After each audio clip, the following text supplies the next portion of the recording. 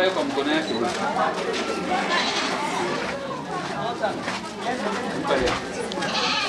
Lete ingine.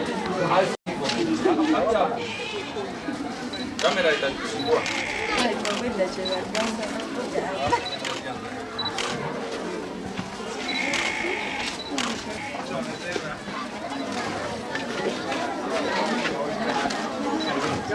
Umut Kervanı İnsani Yardım Vakfı çalışmaları kapsamında Uganda'nın Soroti bölgesindeyiz.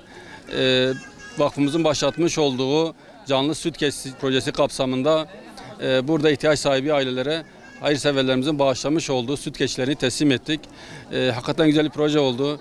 Buradaki süt almakta sıkıntı yaşayan ailelere güzel bir katkı oldu. Allah-u Teala hayır sahiplerimizden razı olsun. Bizim burada diğer yardım çalışmalarımız da devam ediyor. Gıda yardımlarını yaptık. Kur'an-ı Kerim dağıtımları olsun. Su kuyuları açma projelerimiz oldu.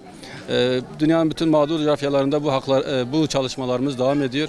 Hayırseverlerimizin katkıları oldukça sürdükçe bize daha güzel projelere imza atacağız. İnsani Yardım Vakfı olarak Nezahat Türk hayırseverimizin canlı süt keçesini biz bu ailemize teslim ettik.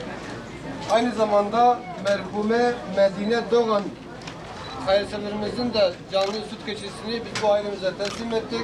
Allah-u Teala bu iki hayırseverimizden razı olsun. Umut Kervanı İnsani Yardım Vakfı olarak Aziz Bin Naz'ın canlı süt keçesini biz bu ailemize teslim ettik. Aynı zamanda Bahar Arslan hayırseverimizin de bu canlı süt keçesini bu aileye teslim ettik. Allah-u Teala bu iki hayırseverimizden razı olsun. Allah kabul etsin inşallah.